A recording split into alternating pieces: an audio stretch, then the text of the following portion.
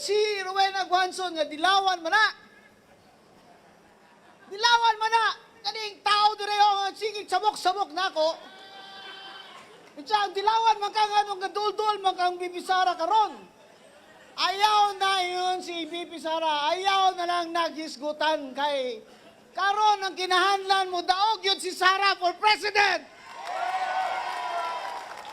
Kung dilaw ka, kung pulaw ka, kung pink ka, kung blue ka, kung sa wala na minimo kaakig. Wala kami kaakig sa inyo.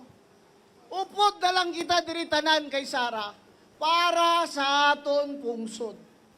Kaya kung hindi si Sara Duterte ang magpresidente, walang mananagot. Kaya si Rowena Guanzon magsasara Duterte. Kasi Sara Duterte lang ang presidente na kung siya ang manalo, may mananagot. Huwag po tayong pabubudol. Nabudol na tayo doon kay Pangulong Marcos Jr. Nabudol na tayo kay Rizzo Ontiveros na inendorso ni Vice President Sara. May mga tao po dyan nagkukunwari, Duterte daw sila. Tingnan yung history nila. Anong sinasabi nila noon laban kay Pangulong Duterte? Anong sinasabi nila laban kay VP Sara? Pinahirapan nila ang Duterte Youth Party List. Pagkatapos, magsisiksik dito, Duterte daw siya. Wow naman. Wala akong sinasabi, ha? Maing buntag Davao. Maing buntag sa atong Vice Presidente, ang Mayor Baste, o sa Duterte family, sa atong mga congressman, labi na kay Omar, kay Harold, kay Lian de Biste, kag ari akong amigo nga si Kiko Barsaga, kag tanan diri, assalamualaikum. Sa mga taga Davao, nawa pa kailan ako, dili, this is not the first, kailan mo na ako?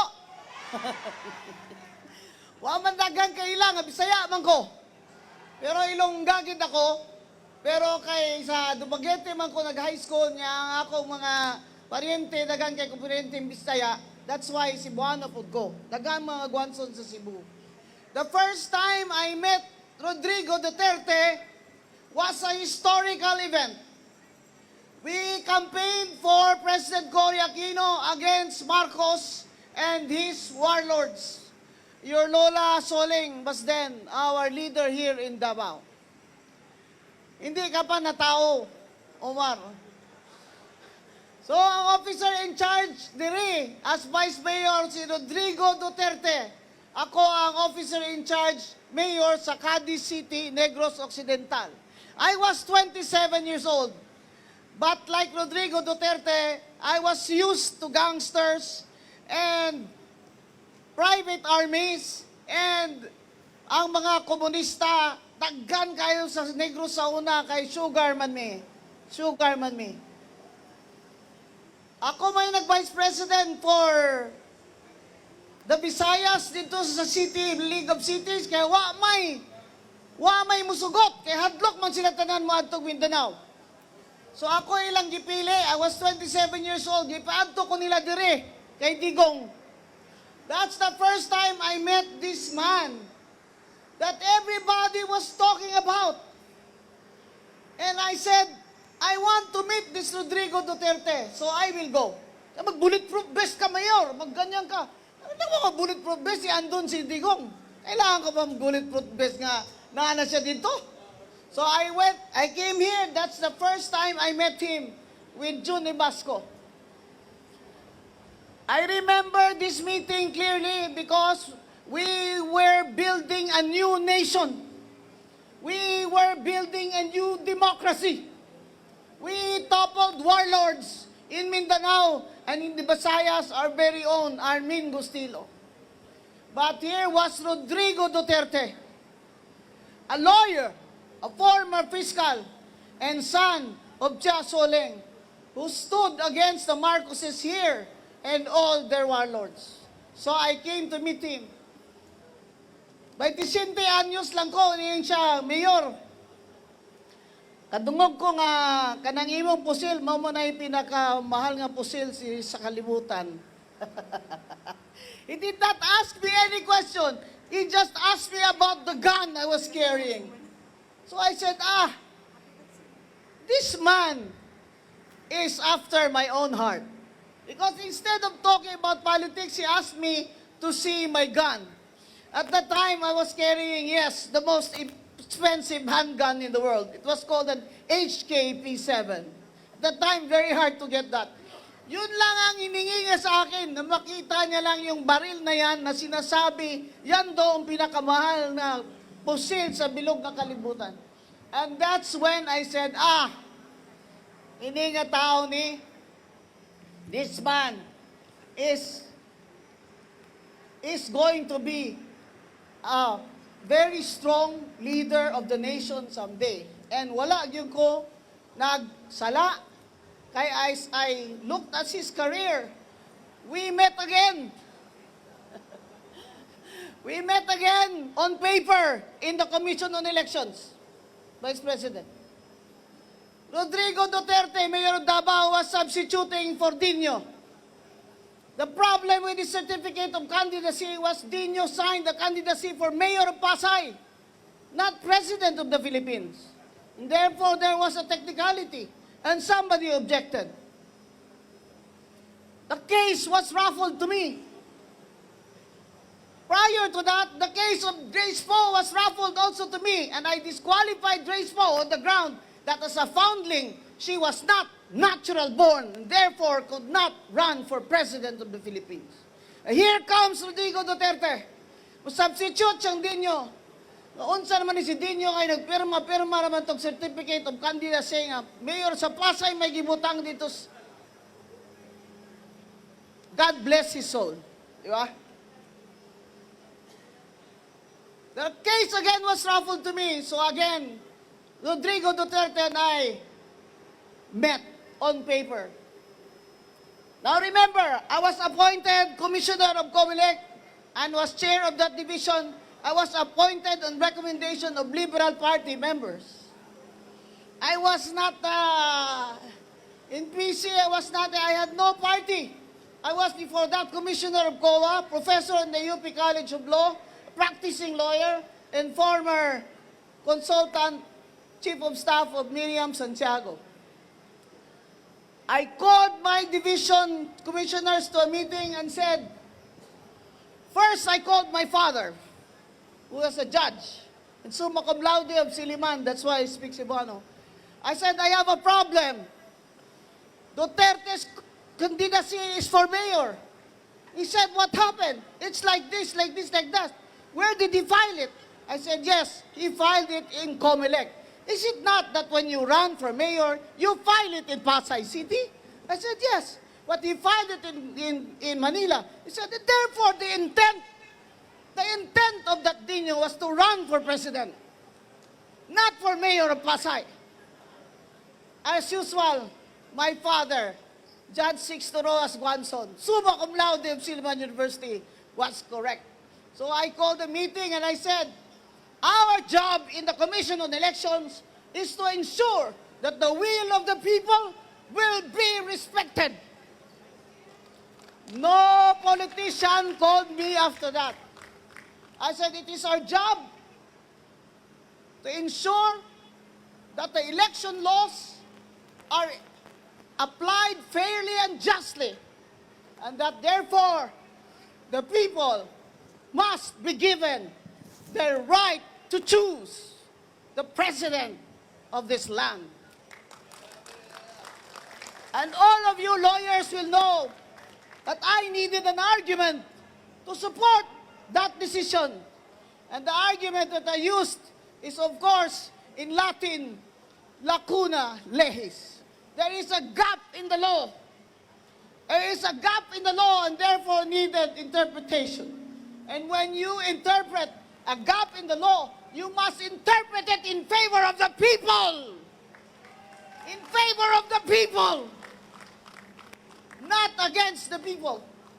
And so when I called my commissioners and said, this is my decision, how will you vote? And they said, ma'am, we vote with you. You vote with me regardless of the consequences. Remember, President Aquino was seated in Malacanang. There were candidates of the Liberal Party, and I said, I know that man. I know that Rodrigo Duterte we have met.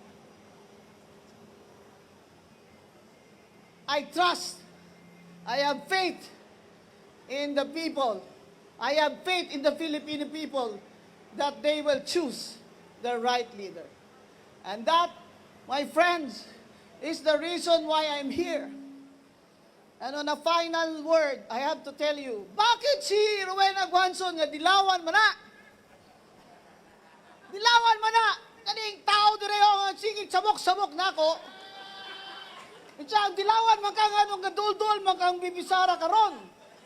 Ayaw na yun si Bibisara. Ayaw na lang naghisgutan kay karon ang kinahanlan mo daog yun si Sara for president. Kung dilaw ka, kung pulaw ka, kung pink ka, kung blue ka, kung sa wala na minimo kaakig. Wala kami kaakig sa inyo. Upod na lang kita diritanan kay Sara para sa aton pungsod. Kahit kung hindi si Sara Duterte ang magpresidente, walang mananagot. Kaya si Rowena Guanzon magsasara Duterte. Kasi Sara Duterte lang ang presidente na kung siya ang manalo, may mananagot. Ilang taon ako sa politika. Sa tiyan pa lang na nanay ko, 67 years old na ako ngayon. Politiko na ako. Board member man nanay ko, 33 years. Wala pa ako nakita ng gobyerno na ganito. Puro ka magnanakaw. Mga kawatan. Ang kailangan ng Pilipinas, reforma. Zero corruption. Zero tolerance. That is why, this early, I already commit my support to you, Vice President Sara Duterte. Whether I run for senator or not, I am going to campaign, as I am campaigning now, for Sara Duterte, who will be the next president of the Philippines. O sa mga Bisaya, mga Ilonggo, mga Waray, sa Visayas, kabalo na makamutanan, nga ang Negros Occidental, wala yun aga Marcos ever since because gi-bankrupt niya na niya during martial law. My family, he confiscated our electric plant. All families were confiscated.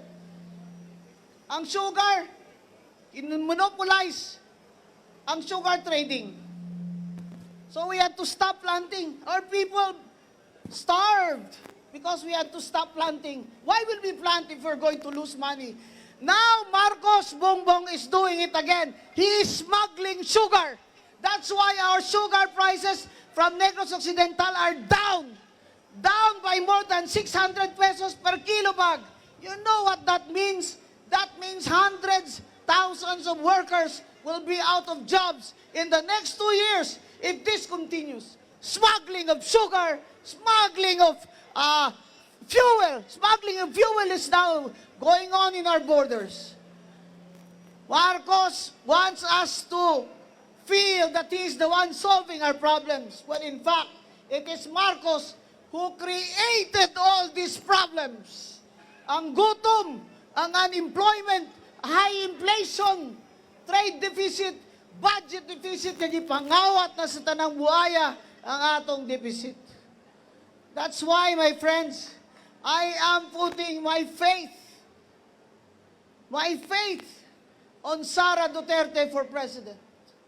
Because I see only that Sara Duterte, even with her quiet, calm demeanor, has the strength of character and the integrity to be our leader and run our country from the bottom up. Wala na tayong mamanahin kay Marcos. Puro utang, puro pangawat. We need a leader that will rise from these ashes and lead us back into a bright day. My friends, it is my honor to be in Davao City again, to be with the family of Rodrigo Duterte, and to wish him a happy birthday despite his circumstances, and to show my support for Vice President Sara Duterte for 2028. Daghang salamat. Mayong buntag sa inyong tanan. Mayong buntag, Davao! Bakit naman nung tinawag ako, ang tawag nyo sa message ko, short message? Parang may gusto yata kayong sabihin. Anyway, alam nyo po, I'm happy to be here. Nagkakasiyahan po tayo sa kaarawan ni Tatay Digong. Samahan nyo ko sa isang birthday greetings. Happy birthday! Happy birthday! Tatay Digong! Happy Balakas! Happy birthday! Tatay Digong! Ngunit sa gitna po ng ating kasiyahan ay nagluluksa po tayo. Kaya kung makikita nyo po, may mga tao rito na nakasuot ng itim. Nagluluksa tayo sapagkat kinidnap, kinulong ang ating mahal na Tatay Digong. Anong kasalanan niya? Inubos niya ang mga adik sa Pilipinas. Binaba niya ang kriminalidad. Nilabanan niya ang korupsyon. Siya ang nakakulong. Yung mga tumanggap ng male-maleta, yung mga nagpayaman, sila ngayon ang namamayagpag. Kaya't magluksa rin po tayo, hindi lamang para kay Tatay Digong, ngunit para sa ating bayang inaapi. Bakit? Dahil ang rule of law po ay naghihingalo na. Yung Blue Ribbon Committee na dapat siyang nag-iimbestiga ng anomalya, nung palapit na sa pintuan ng Malacanang ang investigasyon, pinalitan si Marcoleta. Nilagay ang isang senador na walang bayag. Ayaw imbestigahan, puro cover up. Siya na ang nagiging defense lawyer. Yung ating ombudsman na pinakahuling sumbungan ng anomalya, sinong nilagay nila? Tuta ng Malacanang! Ipinilit! Binraso! Kitang-kita! Tutang-tuta, puppet na puppet nila. Ang ating mga mambabatas na dapat sila ang nagsasabi ng tinig ng ating mga taong bayan, the House of the People daw. Siyempre, hindi kasama si Congressman Ungab doon sa mga ungas. Ito Ungab, yung marami doon ungas. Anong ginagawa? Sa gitna ng krisis, anong inaatupag? Impeachment! Hindi lang impeachment, yung rule of law, binabaluktot. Katulad niyan, si Luistro, si De Lima, ang papangit ng sinasabi. Ng sinasabi. Magaganda naman sila, di ba? Lalo na si De Lima, kaya nga ang daming naloko sa kanyang lalaki. Puro pagbaluktot ng batas. Hindi naman, wala naman sa saligang batas ginagawa. Anong gusto nila? Para siraan ang ating pangalawang Pangulo. Yang si Sedanya, tabingi! Ang katuwiran! Ang katuwiran, hindi pa tapos eh. Kaya tayo po, huwag tayong matatakot, mga kasama. Solid tayo dito sa Davao at I assure you, kita niyo yung mga nandito, Congressman Leviste, Batangas, Cavite, ang pugad ng revolusyon, Kiko Barsaga, nandito ang Duterte Youth Party List, Harold Respicio, Ilocano, nandito si Atty. Vic Rodriguez, na dismaya rin sa corruption sa Marcos administration, humiwalay na, tumiwalag na sa kanila.